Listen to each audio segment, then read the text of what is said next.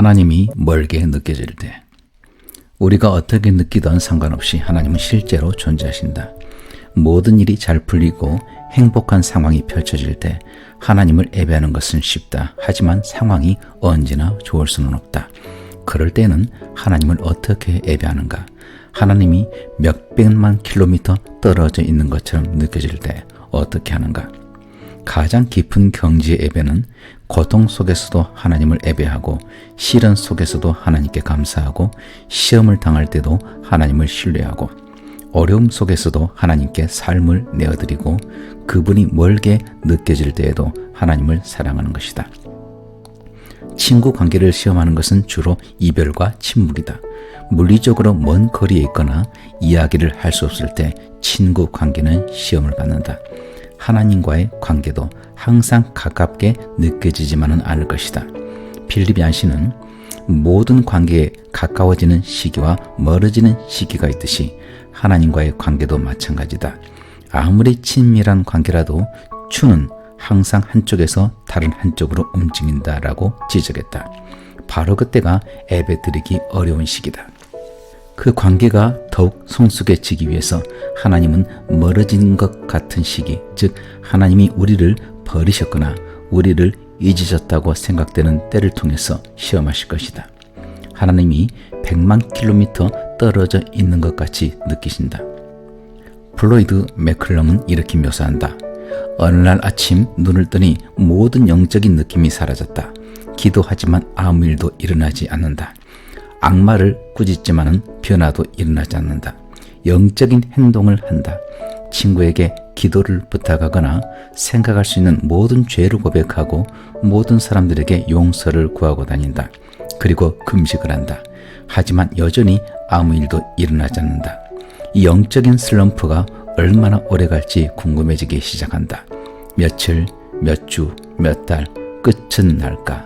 마치 기도가 천장에서 튕겨져 떨어지는 것 같다. 절망 속에서 우리는 도대체 내 문제가 무엇인가라고 소리친다. 사실 우리에게는 아무 문제가 없다. 그것은 하나님과의 관계에 있어서 아주 정상적으로 일어나는 시험과 성숙을 위한 과정의 일부일 뿐이다. 모든 크리스천은 최소한 한 번씩 그리고 보통은 여러 번 이런 과정을 겪게 된다. 고통스럽고 당황스럽지만 우리의 믿음이 발전하기 위해서 꼭 필요한 과정이다. 욥은 이 사실을 알고 삶에서 하나님의 임재를 느끼지 못할 때에도 다음의 말씀과 같이 소망을 가졌다. 그런데 내가 앞으로 가도 그가 아니 계시고 뒤로 가도 보이지 아니하며 그가 왼편에서 일하시나 내가 만날 수 없고 그가 오른편으로 돌이키시나 배울 수 없구나. 나의 가는 길을 오직 그가 아시나니 그가 나를 단련하신 후에는 내가 정금같이 나오리라. 크리스천들이 오늘날 예배에서 저지르는 가장 흔한 실수는 하나님보다 경험을 추구한다는 것이다. 그들은 예배를 드리면서 어떠한 느낌을 추구하고 그것이 마음속에 생기면 예배 드렸다고 결론을 낸다. 이것은 잘못된 것이다. 하나님은 우리가 감정에 의존하지 않도록 하시려고 때때로 감정을 거두기도 하신다. 감정을 추구하는 것, 그것이 하나님과의 친밀함에 대한 감정일지라도 그것은 예배가 아니다. 초신자일 때 하나님은 많은 감정의 확신을 주시고 가장 미성숙하고 자기 중심적인 기도에도 응답해 주신다. 그분이 존재하신다는 사실을 우리에게 알려주시려는 것이다. 하지만 우리의 믿음이 자라면서 그분은 이러한 의존물로부터 우리를 떼어놓으실 것이다. 하나님이 어디에든 계신다는 사실과 그분의 임재를 나타내는 현상은 전혀 다른 것이다. 전자는 진리고 후자는 감정이다. 하나님은 항상 계신다. 심지어 우리가 인식하지 못할 때에도 계신다. 그리고 그분의 임재는 단순한 감정으로 측정하기에는 너무 심오하다. 물론 하나님도 우리가 당신의 존재를 느끼기 원하신다. 하지만 우리가 그분을 느끼기보다 신뢰하는 것을 더 중요하게 생각하신다. 하나님께 기쁨을 드리는 것은 감정이 아닌 믿음이다.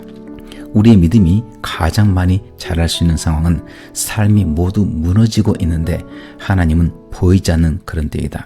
욥에게 그런 일이 일어났다. 하루 만에 그는 모든 것을 잃었다. 가족, 사업, 건강, 그리고 소유했던 모든 것을, 그리고 가장 절망적인 것은 욥기 37장 동안 하나님은 한마디도 하지 않으셨던 것이다. 우리의 삶에서 일어나고 있는 일들을 이해하지 못하고 또한 하나님이 침묵하고 계실 때 도대체 하나님을 어떻게 예배해야 하는가? 아무 의사소통 없는 위기 때 어떻게 계속 하나님과의 관계를 유지할 수 있는가? 눈에 눈물이 가득 고여 있는데 어떻게 예수님만 바라볼 수가 있는가? 욥이 한 대로 하면 된다. 그는 바닥에 엎드려 이렇게 말했다. 욥이 일어나 겉옷을 찢고 머리털을 밀고 땅에 엎드려 경배하며 가로되 내가 모태에서 적신이 나왔사온즉 또한 적신이 그리로 돌아가올지라.